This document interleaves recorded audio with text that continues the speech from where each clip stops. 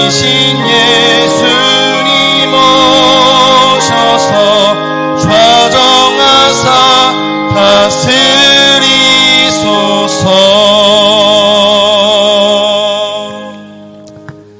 하나님은 영이시니 예배하는 자들은 영과 진리로 예배할지니라. 사랑의 아버지 하나님, 무더위 속에서도 길고 지루한 장마 속에서도 우리를 지켜주시고 인도해 주심을 감사합니다.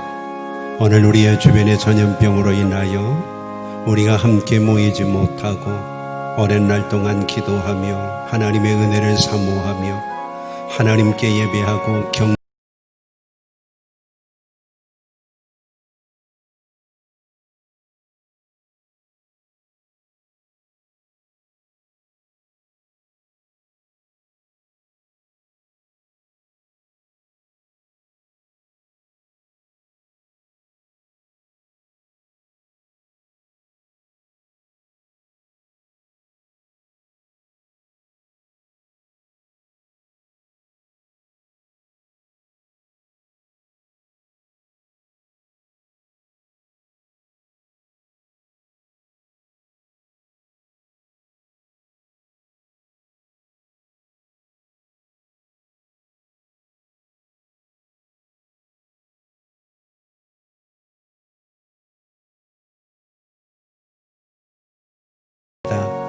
아버지 하나님, 해외에 있는 우리 식구들, 군에 있는 자녀들, 특별히 선교지와 선교사님들, 세운 교회들, 우리가 많이 염려되지만 더 걱정하시고 염려하실 하나님께 맡기고 기도합니다.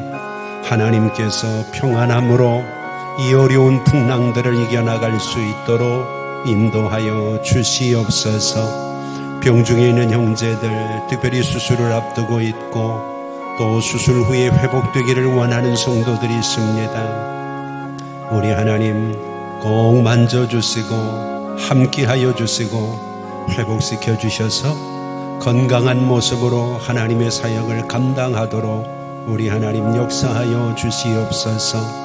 코로나로 인하여 작년 성도들도 어렵고 힘들지만 교육기관들이 하나님 앞에 모여 예배하지 못하여 안타까운 마음을 가지고 기도합니다.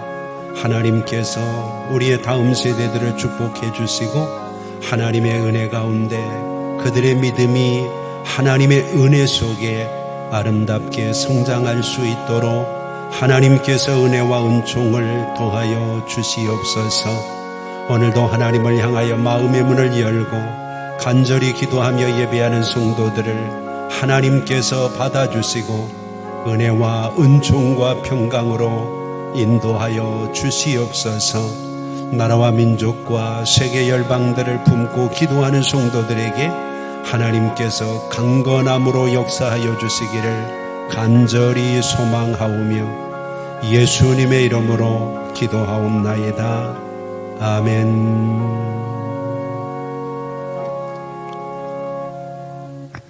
우리 같이 찬송가 8장 2절 찬양 하나님께 드리겠습니다.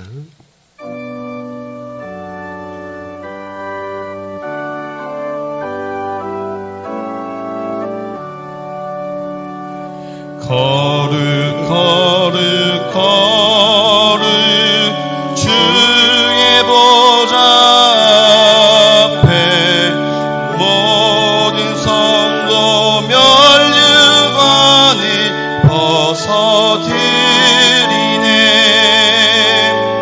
천군 천사 모두 주께 굴복하니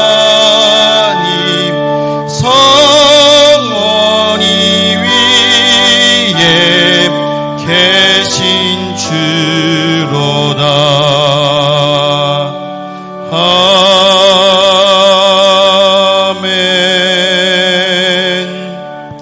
우리 같이 사도신경으로 우리의 신앙을 하나님께 고백합니다. 나는 전능하신 아버지 하나님 천지의 창조주를 믿습니다. 나는 그의 유일하신 아들 우리 주 예수 그리스도를 믿습니다. 그는 성령으로 잉태되어 동정녀 마리아에게서 나시고 본디오 빌라도에게 고난을 받아 십자가에 못 박혀 죽으시고 장사된 지 사흘 만에 죽은 자 가운데서 다시 살아나셨으며 하늘에 오르시어 전능하신 아버지 하나님 우편에 앉아 계시다가 거기로부터 살아있는 자와 죽은 자를 심판하러 오십니다. 나는 성령을 믿으며 거룩한 공교회와 성도의 교제와 죄를 용서받는 것과 몸의 부활과 영생을 믿습니다. 아멘. 우리 같이 213장 1절 찬양 드리면서 봉헌하겠습니다.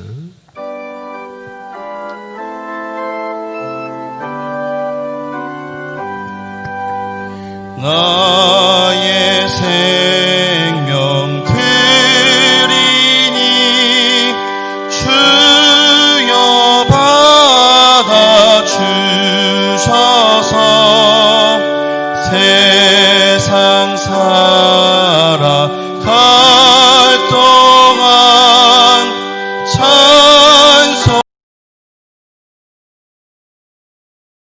찬송소서.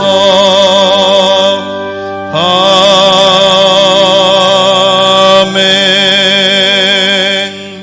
좋으신 아버지 하나님, 우리가 하나님 앞에 나오니 마음도 편안하고 우리의 삶의 염려와 걱정도 주께 맡길 수 있어 감사합니다. 하나님, 이 시간에는 우리가 마음의 소원들을 담아서 하나님을 향한 우리의 믿음과 사랑을 표현하며 귀한 물질을 하나님께 드립니다.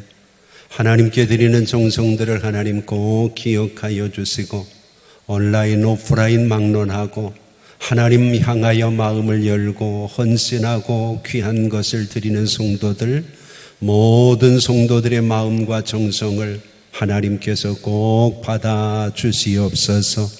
어려운 시대를 살아가는 성도들이 하나님의 은혜와 사랑을 감사하는 마음들을 담았습니다.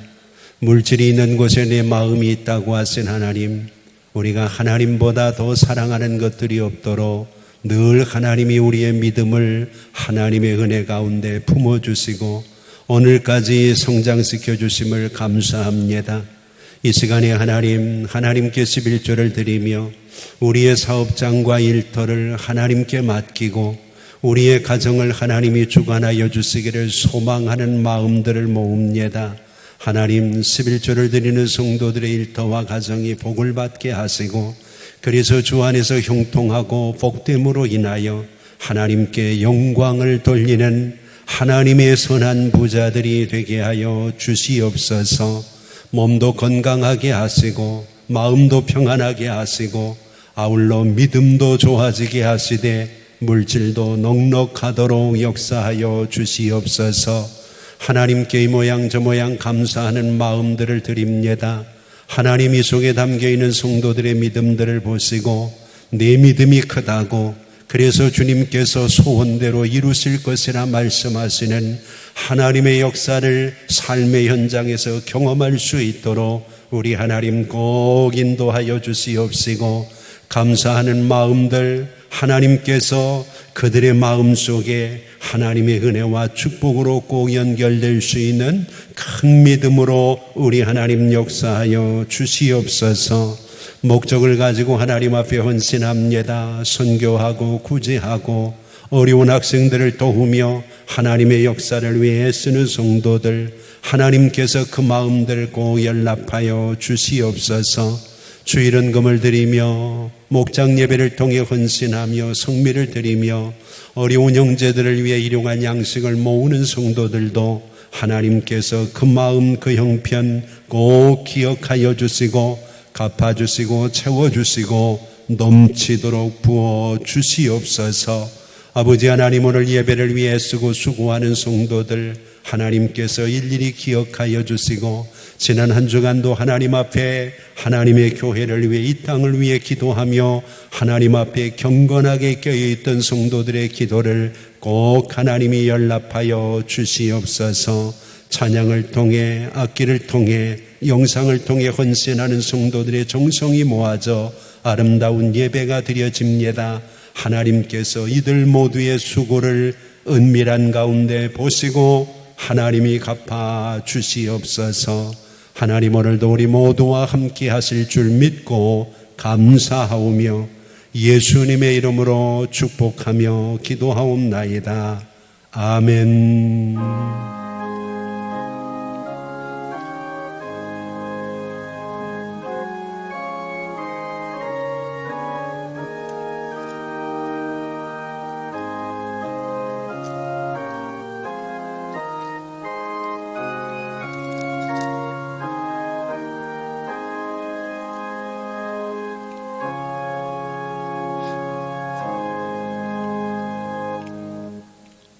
우리 같이 성경 보겠습니다. 하나님의 말씀은 출애굽기 6장입니다. 구약 성경 출애굽기 6장 1절 말씀 찾으신 줄 알고 봉독합니다. 여호와께서 모세에게 이르시되 이제 내가 바로에게 하는 일을 네가 보리라. 강한 손으로 말미암아 바로가 그들을 보내리라. 강한 손으로 말미암아 바로가 그들을 그의 땅에서 쫓아내리라. 아멘. 오늘도 하나님의 크신 은혜와 하나님의 귀한 사랑이 여러분 모두에게 꼭 함께 하기를 주의 이름으로 축복합니다. 우리가 세상을 살아가다 보면 어려운 일들이 많이 있는데 어려운 일들 속에서 어떤 한계 상황에 부딪히게 되면 우리의 삶 속에서 우리가 포기하기보다는 믿음을 가지고 있는 사람들은 하나님의 초자연적인 능력이나 기적을 바라보고 그것을 기대하고 기도할 때가 많습니다. 오늘 바로 우리가 살고 있는 이 시대가 그런 시대가 아닌가 하는 생각을 해봅니다. 우리의 힘으로 할 수 있는 것이 많지 않기 때문에 우리는 지난 한 주간도 깨어 있었고 기도하면서 이 시대의 어려움을 통해서 하나님이 원하시는 것이 무엇일까를 함께 생각하고 고민을 했습니다. 오늘 본문에서 하나님은 모세의 그런 절박한 상황과 현실 속에서 우리에게 이렇게 말씀을 하십니다. 이제 내가 하는 일을 네가 보리라 그렇게 얘기를 합니다.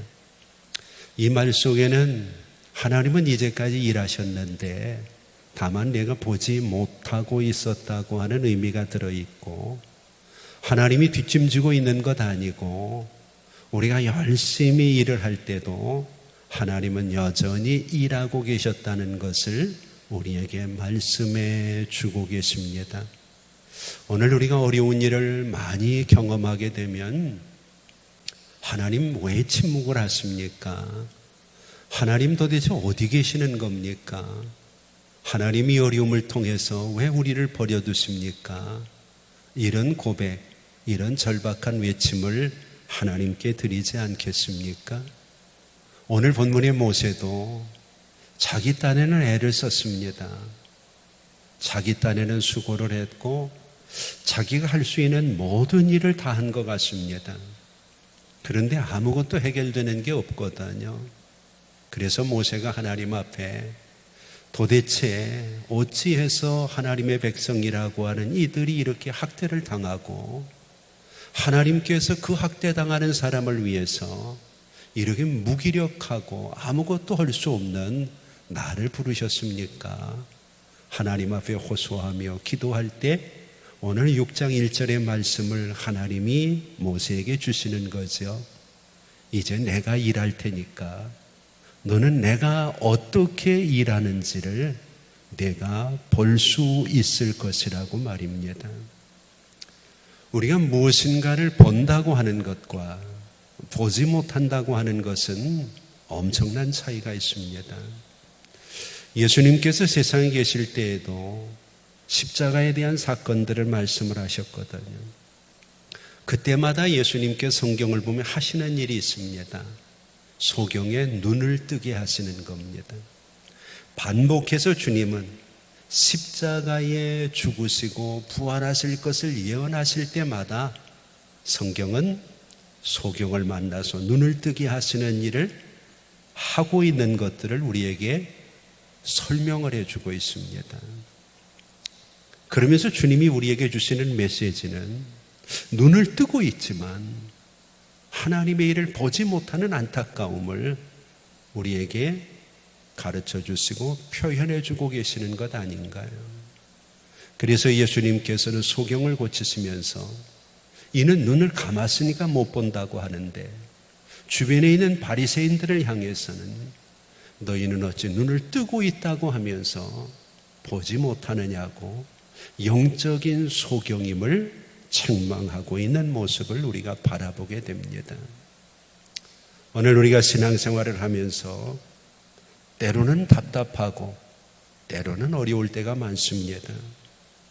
우리가 잘 아는 욥이라는 사람도 욥기 23장 10절을 보면 이렇게 얘기합니다. 내가 가는 길을 그가 아시나니 그가 나를 단련하신 후에 내가 순금같이 되어서 나오리라. 내가 가는 길을 나는 모른다는 거죠. 그런데 그분은 아신다는 거예요. 그분이 단련하셔서 결국은 순금같이 정금 같은 믿음으로 주님 앞에 서게 될 것을 욥은 고백하고 기대했습니다. 시편 105편 19절을 보면 언제까지 하나님이 그렇게 하실 것인가? 여호와의 말씀이 응할 때까지 그가 나를 단련하였다고 다윗이 고백을 하고 있습니다. 오늘 이 시대도 그렇고 모세의 시대도 그렇고 어떤 면에서 너무 답답하고 어떤 면에서는 하나님이 뭘 하고 계시는가 하고 원망할 수도 있겠죠. 그러나 성경의 기자들은 이보다 더 어려운 상황에서 하나님이 지금 우리를 단련하고 있다고 얘기합니다. 그리고 하나님의 그 말씀이 응할 때가 되면 하나님께서는 우리를 통해서 놀라운 일을 준비하시고 있다는 거죠. 오늘 본문에서 우리가 주목을 해야 될 첫 번째 단어는 이제라고 하는 단어입니다. 여호와께서 모세에게 이르시되 이제 그렇게 얘기합니다. 이제 하는 말은 아타라고 하는 히브리어 단어입니다. 아타라고 하는 단어는 그 역사 속에 내가 참여하는 것을 그런 얘기입니다. 출애굽의 역사에, 이스라엘의 역사에, 나의 인생 역사에 이제라는 단어가 들어오면 그동안은 혼자였을지 몰라도 하나님께서 그 역사 속으로 들어오신다는 거죠. 결코 모세나 우리의 인생이 혼자가 아니라는 것을 우리에게 보여주고 있는 겁니다. 오늘 우리의 인생도 마찬가지죠. 이스라엘 백성들의 역사 속에 하나님이 들어오시면 하나님의 역사가 되잖아요. 하나님의 역사가 되면 모든 역사의 주도권을 하나님이 이끌고 갔습니다. 우리도 그렇습니다. 내가 뭔가를 해보려고 할 때에는 주도권을 내가 쥐고 있지만 이제 하나님께서 우리의 삶 속에 아타, 하나님의 역사 속으로 우리를 끌어들이시면 이제는 우리의 삶에, 우리의 문제에, 우리의 어려움의 주도권을 하나님이 쥐고 계시다는 것을 우리는 잘 알 수 있습니다.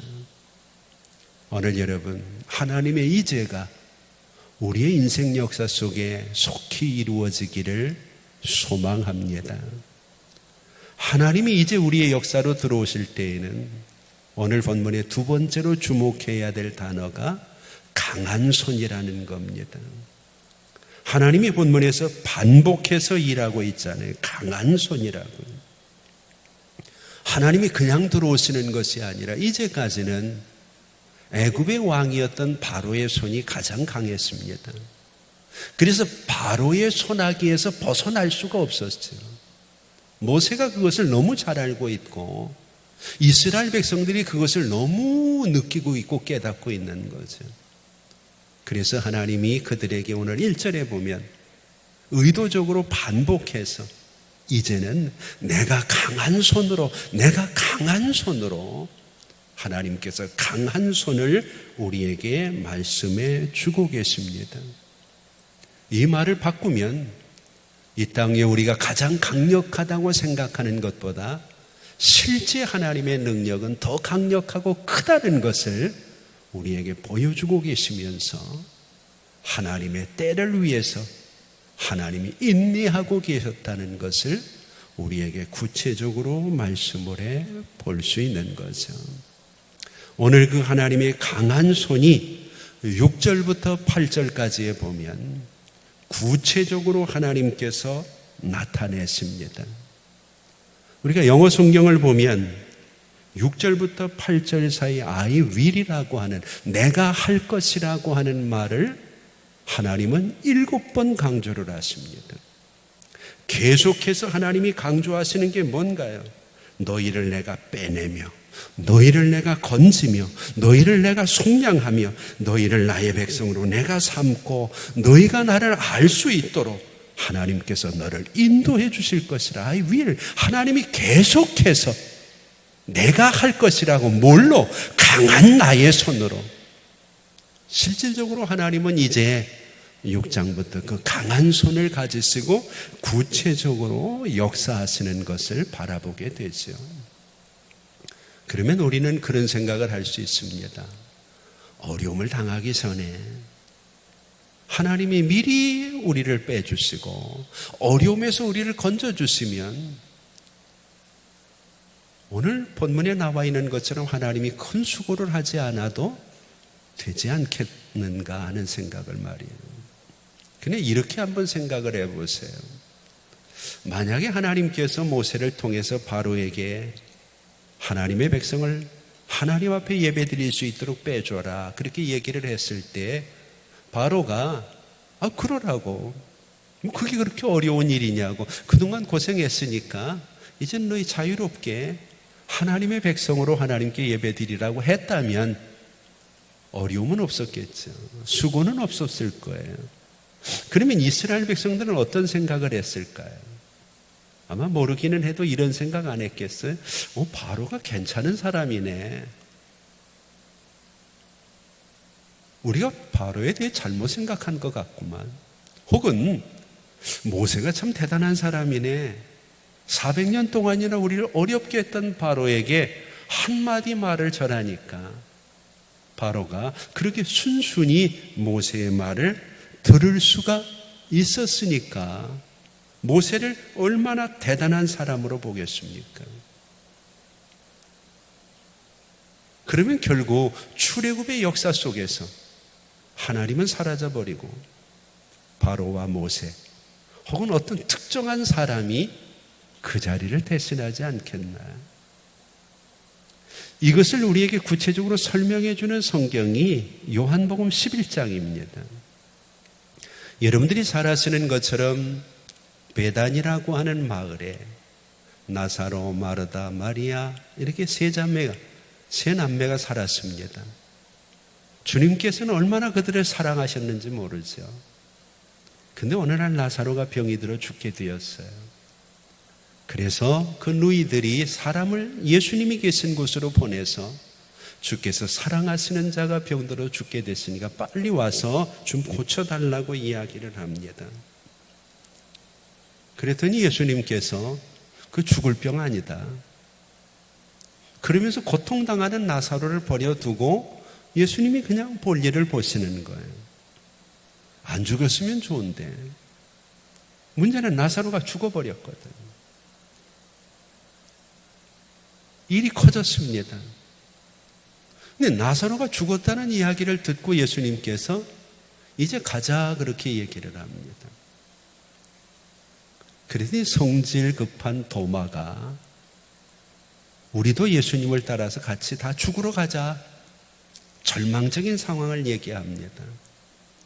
그러거나 말거나 예수님께서는 제자들과 함께 베다니로 가셨잖아요. 이때 그를 영접하는 마르다가 이런 고백을 합니다. 요한복음 11장 21절을 보면 마르다가 예수께 여짜오되 주께서 여기 계셨더라면 내 오라비가 죽지 아니하였겠나이다 그렇게 얘기를 합니다. 이 말씀을 좀 주의해서 우리가 들어야 됩니다. 주께서 여기 계셨더라면 이렇게 큰 어려움이 없었을 뻔했다는 거죠. 믿음이 좋은 건가요? 안 좋은 건가요? 좋은 거죠. 주님이 계시면 오라비가 안 죽었을 것이라고 믿으니까 좋은 믿음 아닙니까? 근데 그 얘기를 듣고 예수님이 이런 말씀을 하십니다. 요한복음 11장 15절에 보면 내가 거기에 있지 아니한 것을 너희를 위하여 기뻐하노니 그렇게 얘기해요. 이것이 마르다가 이야기할 것을 미리 아시는 주님이 제자들에게 던진 얘기입니다. 마르다는 주님이 여기 계셨더라면 내가 기뻤을 것이라고 얘기를 하는데 예수님은 이미 마르다의 그 얘기를 마음에 넣어두시고 15절에서 내가 거기 있지 않은 것을 기뻐한다고 말씀을 하시거든요. 그러면서 그 이유를 그들이 믿게 하기 위해서라 그렇게 얘기를 했어요. 이게 중요한 단어입니다. 고통을 통해서 고난을 통해서 하나님이 그들에게 주시고자 하는 게 뭐냐? 제대로 된 믿음이라는 거죠. 예수님이 오셨을 때 마르다는 그 얘기를 지금 하는 거예요. 주님이 여기 계셨더라면 내 오라비가 죽지 않았을 것입니다. 그 믿음이 귀하잖아요. 그런데 예수님은 그 얘기를 듣고 마리아에게 이렇게 얘기를 합니다. 이제 무덤으로 가자는 겁니다. 그리고 그 무덤에서 터무니도 없는 소리를 지르는 거예요. 나사로야 나오너라. 자, 그러면 우리가 한번 정리를 해봅시다. 마르다의 믿음의 고백에는 병이 들었지만 예수님이 계셨으면 그 병을 고치심으로 그가 안 죽고 살았을 것이라는 믿음이잖아요. 근데 예수님이 그에게 원하시는 믿음은 뭔가요? 단순히 예수님은 병을 치료하고 고치시는 주님으로 멈추지 않고 죽은 자를 살리시는 부활의 주님으로 그가 믿기를 원하는 거죠. 작은 믿음과 큰 믿음은 이렇게 엄청난 차이를 가지고 있는 겁니다. 만약에 나사로가 병들었을 때 주님이 오셔서 고쳤다면 마리아와 마르다에게는 부활의 주님에 대한 믿음이 없죠. 그러나 그들에게는 죽음이라는 아픔이 있었어요. 고난이 있었어요. 고통이 있었어요. 절망적인 상황이 다가왔어요. 주님께서 오셔서 죽은 자를 살리심으로 그 고난과 고통 끝에서 그들은 상상할 수도 없는 놀랍고 큰 믿음을 발견하게 되는 거죠. 이후에 그들은 병을 고치시는 주님을 소개하는 것이 아니라 죽은 자를 살리시는 부활의 주님을 소개하고 외치는 것을 보게 되죠. 그래서 요한복음 11장 25절에 보면 그들은 예수님이 하시는 말씀을 듣습니다. 나는 부활이요 생명이니 나를 믿는 자는 죽어도 살겠고 무릇 살아서 나를 믿는 자는 영원히 죽지 아니하리니 이것을 내가 믿느냐? 예수님이 거기 계셔서 나사로가 병에서 고침을 받았다면 주님은 이 메시지를 전할 수가 없죠. 나는 생명이요 부활이라고 얘기하기 어렵잖아요. 나는 치료하는 하나님이라고 말할 수는 있어요. 그러면서 주님이 묻는 겁니다. 너는 그것을 믿느냐는 겁니다. 믿느냐. 사건을 마무리하고 요한복음 11장 42절을 보면 주님께서 이런 고백을 하죠. 항상 내 말을 들으시는 줄 내가 알았나이다. 그러나 이 말씀을 하옵는 것은 둘러선 무리들을 위함이니 곧 아버지께서 나를 보내신 것을 그들로 믿게 하려 함이라. 그들로 믿게 하려 함이라. 45절에 나사로의 이야기의 결론이 뭔가요? 그들이 예수께서 하신 일을 보고 많은 유대인들이 그를 믿었더라. 뭘로 믿었다는 거예요? 하신 일을 보고 믿음이 생겼다는 거예요. 오늘 여러분, 우리에게 주어진 어려움도 적당히 지나가면 우리는 바로에게, 모세에게 주목을 할 수 있는 이스라엘 백성과 다르지 않아요. 어떤 특정한 사람이 영웅이 되고 어떤 우연한 사건이 우리의 문제를 해결하는 마스터키가 될 수 있다고 말할 수 있을 거예요. 방역을 잘했다든지, 우리에게 좋은 상황이 좋았다든지, 누구의 헌신 때문이었다든지. 그러나 아무것도 할 수가 없잖아요. 어떤 것도 우리의 힘으로 할 수 없을 때, 그때 우리가 할 수 있는 일은 문제를 해결할 수 있는 마스터키를 가지신 그 하나님께만 집중하지 않겠습니까? 하나님은 인간의 이런 속성을 너무 잘 아시기 때문에 모세가 느보산에서 죽었을 때 모세의 시신을 감추십니다. 모세가 그들에게 얼마나 대단한 사람입니까? 그런데 그의 무덤이나 그의 죽음이나 그의 시신이나 그의 가지고 있는 업적들이 하나님의 자리를 대신할 것을 하나님이 염려하시는 거죠. 오늘 우리에게 주어지는 고난이 어떤 면에서는 인간이 가지고 있는 능력과 한계를 뛰어넘을 수 있습니다. 그때 우리는 오늘 본문의 말씀을 주목해야 됩니다. 2절 말씀을 한번 보세요. 하나님이 모세에게 말씀하십니다. 나는 여호와니라. 누구를 주목하라는 겁니까? 내가 여호와인 것을 주목하라는 것. 이 말씀이 너무 중요하기 때문에 우리가 다음 주, 그 다음 주 계속해서 이 부분을 묵상하게 될 겁니다.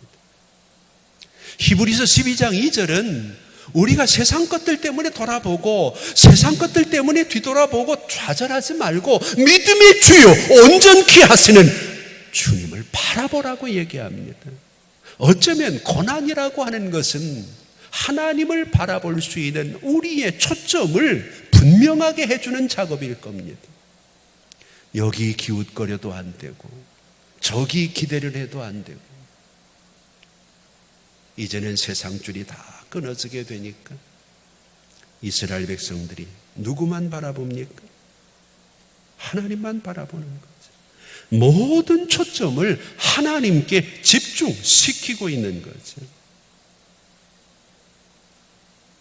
이스라엘 백성들에게 주어진 고난은 그들에게 주어진 환경을 뛰어넘어서 여전히 오늘도 일하고 계시는 그 하나님을 바라볼 수 있도록 그들의 믿음과 삶을 좁혀가고 있는 것을 기억해야 됩니다. 이동훈 씨라고 하는 작가가 청춘달력 365라는 글에서 인생을 고통스럽게 만드는 것이 세 가지가 있다고 얘기를 했습니다. 첫째는 과거, 둘째는 현재, 그리고 셋째는 미래라는 거예요. 그런데 이것이 우리를 고통스럽게 하는 방법들이 다양합니다. 그가 이야기할 때 과거는 후회를 통해서 우리를 고통스럽게 한다는 거예요. 그래서 우리가 과거를 생각하면 자꾸 후회가 남잖아요. 이 후회가 우리를 힘들고 어렵게 한다는 거예요. 현재는 우리에게 주어진 삶 속에서 우리의 주변에 있는 것들과 자꾸 나를 비교하는 것이 우리를 고통스럽게 한다. 과거를 생각하면서 후회하는 사람, 앞으로 나가기 어렵다는 거죠. 현재에 자꾸 누군가와 나를 비교하는 것. 지난 시간에 말씀을 드렸잖아요. 비교할 이 비자는 비수비를 2개를 품고 있다고요. 칼을 2개 품고 있는, 너도 죽고 나도 죽고. 근데 현재를 살아가면서 행복하지 못한 사람들을 보면 대개 이 비수를 품고 있어요. 자꾸 누군가와 나를 비교하다 보니까 행복하지 못하는 거예요. 세 번째로 그는 미래는 걱정 때문에 염려와 걱정 때문에 고통스럽다는 거예요. 그래서 앞날에 대한 걱정이 우리를 자꾸 힘들게 하고 자꾸 어렵게 합니다. 그러나 성경은 우리에게 이렇게 얘기를 하죠. 사무엘상 7장 12절을 보면 과거를 돌아볼 때에는 여기까지 우리를 인도하신 에베네셀 되시는 하나님을 바라보면 된다는 거예요. 오늘 우리의 삶 속에 현재가 힘들 때에는 마태복음 1장 23절에 우리와 함께 계시기 위해 이 땅에 오신 임마누엘 되시는 하나님을 생각하면 된다는 거죠.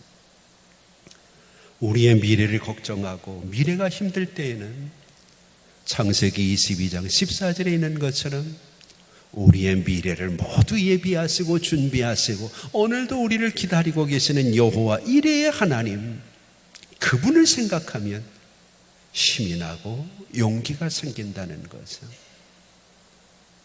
오늘 여러분들의 발목을 잡고 있는 건 뭔가요? 과거인가요? 과거가 후회스러우신가요? 돌이킬 수 없잖아요. 그 후회스러운 과거를 사는 나를 그래도 여기까지 인도하셨잖아요, 하나님. 하나님의 은혜가 없으면 내가 이 자리에 없잖아요. 현재 다른 사람보다 못한 것 때문에, 뒤처진 것 같은 것 때문에 비교하면서 힘들어하고 어려워하시나요? 그래도 내게는 함께 계시는 주님이 계시잖아요.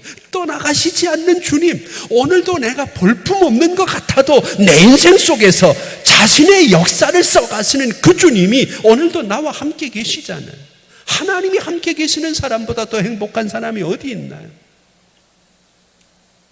우리의 미래, 벌어놓은 것도 없고 쌓아놓은 것도 없고 육신은 병들고 이 코로나의 위기 앞에서 아무것도 할 수 없어 걱정스러우신가요? 걱정한다고 되는 건 아니잖아요.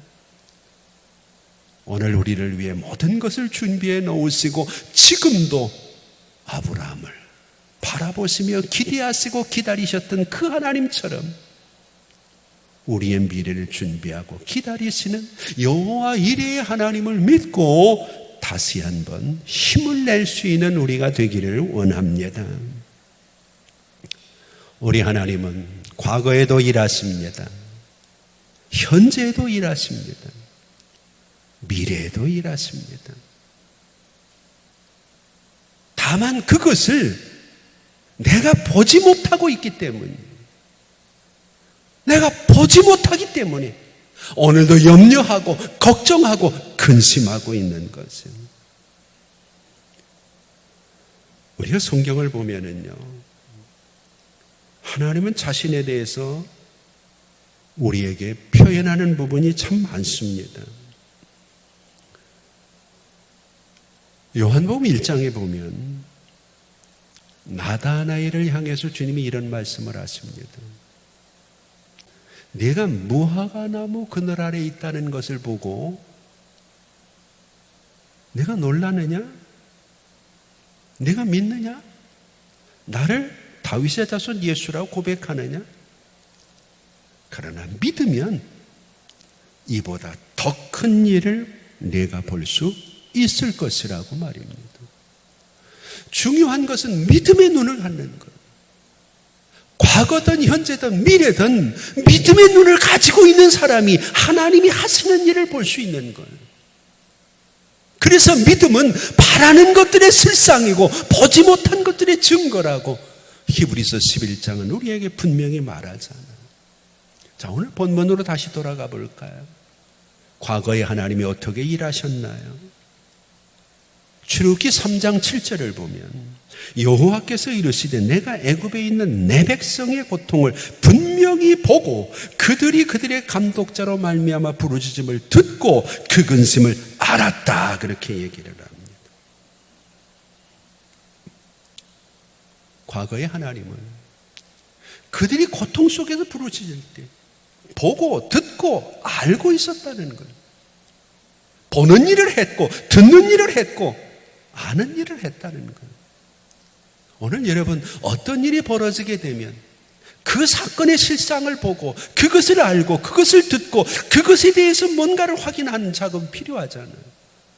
하나님이 그 작업을 하고 계셨는데 이스라엘 백성들은 다만 그것을 느끼거나 보지 못했다는 것은, 오늘 우리도 마찬가지입니다. 하나님 앞에 고백하고 부르짖고 외치고 기도하고 내가 가슴이 답답해서 내가 방바닥에서 대굴대굴 굴러다닐 때 하나님이 침묵하고 계신 것이 아니라 그때도 우리 가운데 일하시고 계시다는 거예요. 내가 그 고통을 보고 그 근심을 알고 너희의 부르짖음을 듣고 하나님이 그 작업을 지금도 하고 계시다는 거죠. 그 일하심을 전에는 몰랐지만 이제는 내가 보게 되리라는 거죠. 하나님이 내 고통을 얼마나 잘 알고 계시는지.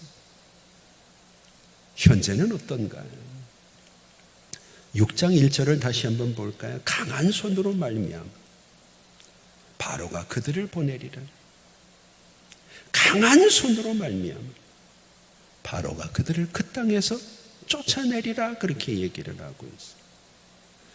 배가 고픈 아이가 배고프다고 밥 주라고 이야기하지만 엄마가 선뜻 내주지 않습니다. 그렇지만 엄마는 아무것도 안 하고 있는 것은 아닙니다.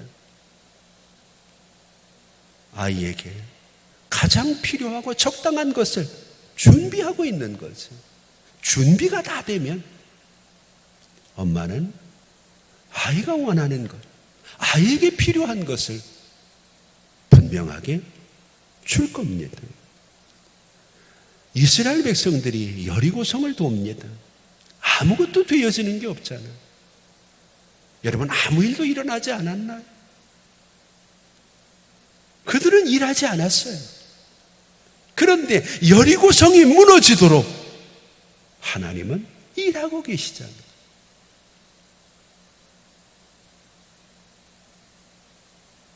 메뚜기 떼와 같이 많은 미디안 군대 앞에 기드온은 300명의 군사밖에 없었어요. 하나님이 다 잘라버렸어요.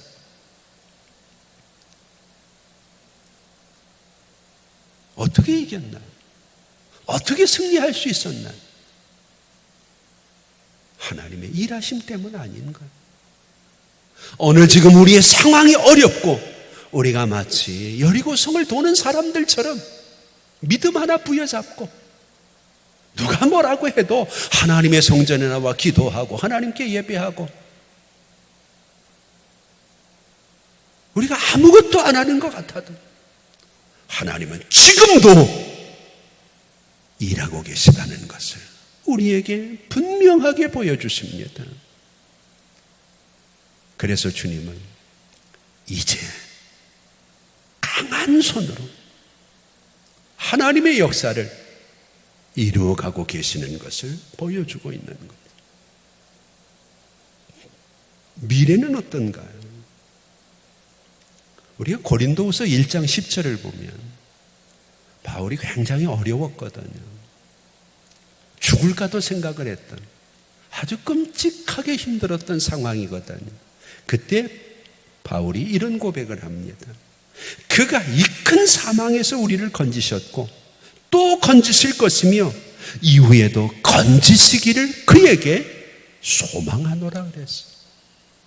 전에도 건졌고 이제도 건지고 앞으로도 건질 것이라고 하는 믿음이 바울로 하여금 견디게 하는 거죠.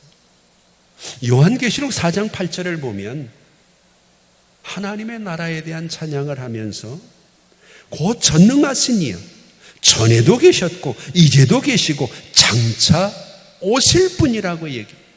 과거, 현재, 미래를 모두 주관하고 계시는 하나님에 대해서 얘기를 합니다. 여러분, 본문을 이제 이후에 설명을 하겠지만요, 쭉 읽어 내려가다 보면 6장에서 14절을 한번 볼까요? 갑자기 출애굽에 대한 얘기를 하다 말고 하나님께서 모세와 아론의 족보를 얘기하십니다. 우리로 얘기하면 뜬금없는 얘기입니다. 지금 이스라엘 백성들이 바로의 학제 밑에서 광야를 거쳐서 가나안으로 들어가야 되는 극적인 아주 드라마틱한 얘기를 주님이 하시다 말고는 갑자기 족보 얘기를 꺼내시는 거예요. 하나님 왜 그러시나요? 이 족보에 대한 이야기 중요하기 때문에 언제 한 시간 여러분들이 따로 말씀을 드릴 텐데, 그 족보도 모세의 족보로 가지 않아요. 야곱의 12아들들의 족보를 다 얘기하지 않아요. 다만 앞에 있는 세 아들을 레위까지 딱 잘라가지고, 하나님이 지금 이스라엘의 출애굽의 역사가 예배를 위한 거잖아요. 절기를 지키게. 그래서 그 절기에 필요한 족보를 여기다 집어넣은 거예요. 그러면서 오늘 3절도 한번 보세요. 내가 아브라함과 이삭과 야곱에게 전능한 하나님. 이게 다 무슨 얘기냐 하면은요, 하나님은 지금 뜬금없이 나타나신 하나님이 아니라는 거예요. 아브라함 시대부터 준비를 했고, 이삭의 시대에도 하나님이 일하셨고, 야곱의 시대에도 지금 이 일을 위해서 하나님이 일하고 계시는 전능하신 하나님이었다는 거예요. 족보라고 하는 것은 그 사람의 과거 역사잖아요. 하나님이 갑자기 모세가 이뻐서가 아니라, 갑자기 이스라엘이 생각나서가 아니라, 이전부터 하나님이 너희의 조상 누구 때부터 이렇게 내가 일하고 있다는 것을 구체적으로 그에게 보여주고 있는 거예요. 지금 우리도 마찬가지입니다. 하나님이 이 시대 2020년 코로나 시대 우리가 어려우니까 하나님이 뜬금없이 나타나셔서 우리의 문제를 짜잔 하고 해결하시는 것이 아니라, 우리를 위해 눈물로 기도하시던 어머님, 우리를 위해서 기도하고 애쓰던 그 이전의 세대들, 그 모든 역사들 속에서 일하시던 그 하나님이 지금도 우리의 미래, 앞으로도 여전히 일하시고 계시다는 것을 우리에게 구체적으로 보여주고 있는 것이 바로 오늘 본문의 중요한 내용이죠. 이런 것을 통해서 우리가 마음에 깨달아야 되고 다짐해야 되는 건 뭔가요? 우리도 다음 세대들에게는 이런 조상들이 돼야 된다는 거예요. 2020년도에 전 세계적으로 코로나가 확산돼서 수천만 명이 확진 판정을 받았지만, 그 어려움 속에서도 믿음을 지킨 우리의 조상이 있고, 그 조상들을 통해서 하나님의 역사가 어떻게 진행되었는지를 우리의 후손들에게 하나님이 이야기하실 수 있도록, 이 시대를 잘 견디고, 이 시대를 잘 살고, 이 시대를 잘 이끌어 가야 될 의무와 책임이 오늘 우리에게 있다는 거죠. 앞으로 우리에게 주어진 후세대들은 이보다 더 독한 바이러스, 더 어려운 일들을 만날 수 있잖아요.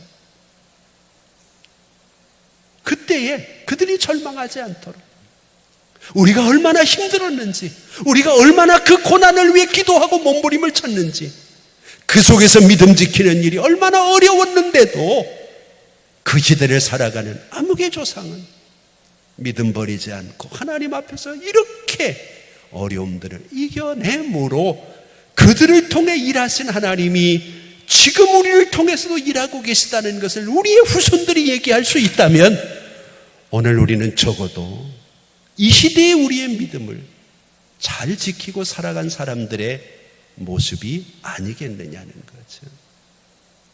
여러분, 우리의 역사는 기록이 되고 있습니다. 그래서 하나님은 출애굽의 역사 속에 뜬금없이 모세와 아론의 족보들을 집어넣고, 그들이 이런 상황 속에서도 내가 그들과 이렇게 함께했다. 그러므로 지금 너희가 당하는 그 어려움과 그 고난 내가 일할 테니까 어떻게 일하는지 너는 믿음의 눈을 크게 뜨고 바라보라고 이야기하십니다. 오늘 그 현장에 내가 서 있음을 감사하면서 오늘 우리에게 주어진 이 어려움 속에서 하나님이 어떻게 일하시는지를 볼 수 있기를 바라고, 4절에 보면 하나님이 그들과 언약을 하였다 그렇게 얘기합니다. 언약을 하였다. 하나님이 약속을 했다는 거예요. 그 약속이 지금도 유효합니다. 그리고 6절부터 8절에 보면 7번이나 I will, 내가 하겠다.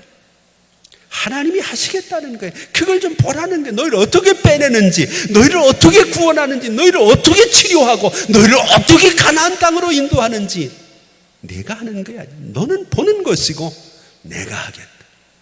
하나님의 그 역사를 믿는다면 이 한 주간도 아멘하고 하나님의 은혜 속에서 꼭 믿음으로 주님의 역사, 주님의 일하심을 바라보고 후손들에게 자랑스러운 믿음의 조상들이 되어줄 수 있는 아름다운 우리가 될 수 있기를 주의 이름으로 축복합니다. 기도하겠습니다. 이제는 우리 주 예수 그리스도의 은혜와 우리 아버지 하나님 극진하신 사랑하심과 성령님의 감화, 감동, 위로, 교통하심, 우리의 조상적부터 우리를 위해 일하시는 하나님, 전에도 일하셨고 이제도 일하시고 앞으로도 일하실 그 하나님을 믿고 믿음의 눈을 크게 뜨고 이제는 하나님이 하시는 일을 바라보기를 원하는 사랑하는 우리 성도들 머리 위에 이제부터 영원토록 함께 있을지어다. 아멘.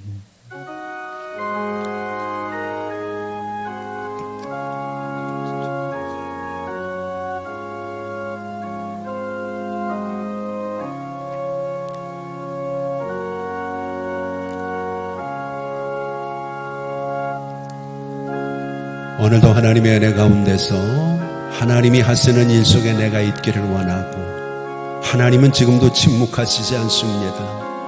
여전히 일하고 계십니다. 우리가 마치 잠을 잘 때에도 우리 속에 심장이 뛰고 우리의 허파가 숨을 쉬는 것처럼 하나님은 졸지도 않고 주무시도 않고 우리를 지키시고 우리를 위해 일하십니다. 어려운 시기지만 믿음의 줄을 놓지 마시고 하나님의 은혜 속에서 마르다처럼 믿으면 하나님의 영광을 보리라고 하신 그 하나님의 약속 붙들고 하나님 앞에 꼭 믿음의 조상으로 세워질 수 있는 우리가 되기를 간절히 소망하면서 내가 하는 일을 내가 보리라. 이번 한 주간 그런 믿음의 역사가 있기를 기도하면서 한 주간도 건강하게 사시다 다음 주에 다시 만나기를 원합니다. 자유롭게 기도하시다 형편대로 돌아갔습니다. 아버지 하나님,